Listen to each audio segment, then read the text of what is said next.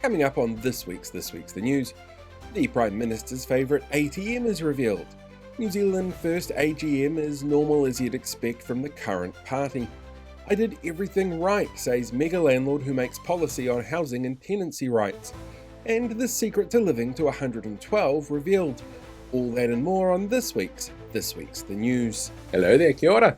Welcome to this week's The News. I'm Paul, and yes, this is a short episode. No, there aren't enough hours in the day. Yes, I'm aware of the fact that I keep making things even though I'm really busy. Teachers have this week rejected the latest pay offer from the government and will be going on strike again next week. While the offer was higher than the initial 1% on the table, it was still below the rate of inflation, while requiring more from teachers. The Post-Primary Teachers Association have said that this sends a clear message to the government that they want an offer that meets teachers' and students' needs. In response, Education Minister Erica Stanford, seen here trying to make force lightning come out of her hands, has said that she is disappointed in the decision to strike, saying, "It's unfair on students that teachers disrupt classes like this. We'd prefer teachers disrupted classes the old-fashioned way, by being overworked, underpaid, and feeling like they're unappreciated instead." After promising to not treat taxpayers like a bottomless ATM, the Prime Minister's helicopter trip to eat pavlova on a ski field with Australian Prime Minister Anthony Albanese for social media clout has been revealed to have cost the taxpayers $44,000. Said the Prime Minister, seen here at the altitude his ego normally sits at, "We don't do bottom feeders, but we do top of mountain feedings. They're much nicer, and there's way less poor people around." Former MP Stuart Nash, seen here wondering if that person looks enough like a woman for his liking, has been listed as a contender for creating the newest word of the year, nashing, to mean being so unaware of your privilege you say offensive things, then get surprised that people find them offensive, forcing you to keep losing your job. Last weekend, New Zealand first held their AGM, showcasing the shape of policies it was going to look into taking into the 2026 general election. With an audience full of Voices for Freedom members, local government candidates, and the collective of racist uncles you want to avoid at Christmas, Peter's policy announcements included changes to KiwiSaver, which would see increased government contributions that would cost the country about the same amount as it currently underfunds the health sector with, as well as a pledge for migrants to take about upholding New Zealand values. Giving a sneak peek of his proposed wording, Peter's pledge included vilifying people based on baseless and unsubstantiated Twitter reckons from friends of major party donors, so much so that they receive death threats and have to quit Parliament to keep their whānau safe. Understanding that people with conspiratorial mindsets are the easiest to manipulate into voting for you, selling out public health laws to the highest bidding tobacco company, and flip-flopping on foreign home buyers and ferries, and saying anything in Parliament to grab headlines without repercussions from the Speaker.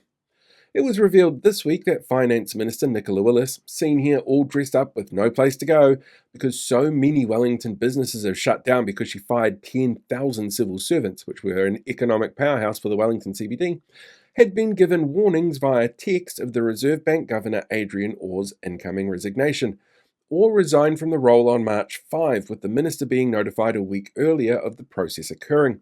Willis has defended the withholding of the messages, saying, "Since they were related to an employment process matter, it was not appropriate to release them. It's not like I even told the Prime Minister it was happening. He only knows about more important messages, like the one saying your helicopter is ready to take you up a mountain for a photo op." Concerns have been raised after it was revealed Elections NZ, the company responsible for about 70% of the country's local body elections this year, left out information on Māori ward candidates in 3 booklets delivered to voters this week. This has renewed calls from local government insiders to consider using the Electoral Commission to run local body elections, as recommended by the Future for Local Government report, that then Local Government Minister Simeon Brown threw out for being woke. Said Brown, seen here discovering that Bluey is a girl on this issue, "This organisation just made a mistake, but it does highlight that to properly erase Māori from this country, it's going to have to be led by this government and maybe the Taxpayers Union." Questions are being raised as to whether or not Whanganui first-term MP Carl Bates, seen here still traumatised from when his private school teachers would refer to him as Master in front of the class, needed to disclose his connection to family trust that manages 25 properties, making the family one of the biggest private rental providers in the region.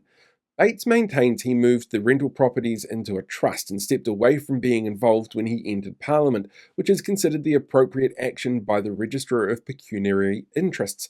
But in 2023, Labour MP Michael Wood was subjected to an investigation over airport shares, also held in a trust, that led to his removal of a portfolio. At the time, the Privileges Committee suggested more specifics needed to be locked in to further avoid issues like this occurring, which has not happened.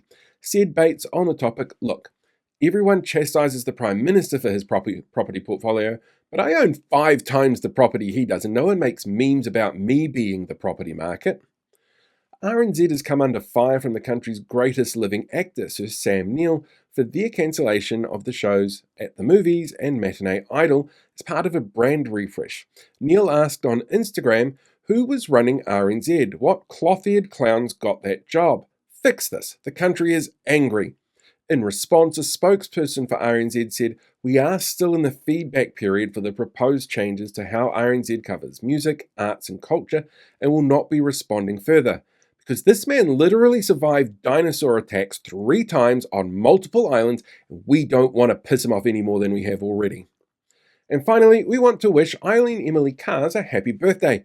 The Tokomaru local celebrated her 112th birthday today.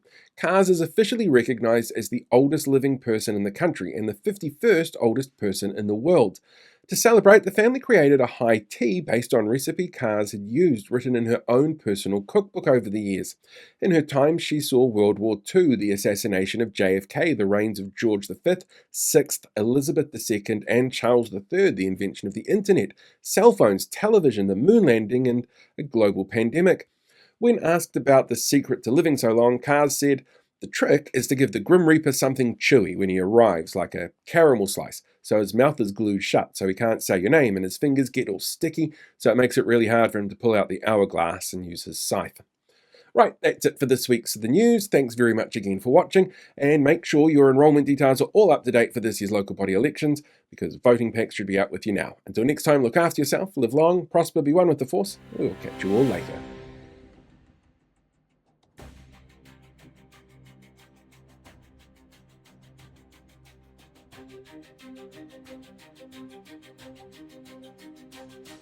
Hey, thanks for checking out today's video. Make sure you like, share, subscribe so you get more updates as we go along. We deal with these guys for the rest of the year.